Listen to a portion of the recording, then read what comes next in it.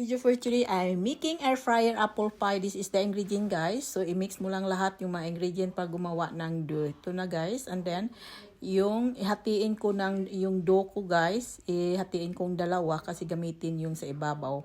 Now that gumamit lang akong rolly wood and then i-flatten, then ilagay mo sa form. And i-arrange mo lang yan sa form hanggang ma-arrange lahat yung dough. And then, mayroon akong apple pie slices. Nilagyan kong cinnamon and sugar and vanilla cream. So, i-mix mo lang, guys. And i-fill up mo sa sa form na mayroon dough na. And then, may gumawa din akong ang yung iskalahati ng dough.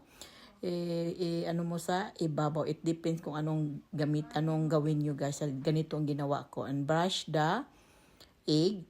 And then, this is my apple pie. So, air fryer na natin 140 and 45 minutes. Now, let's eat and subscribe.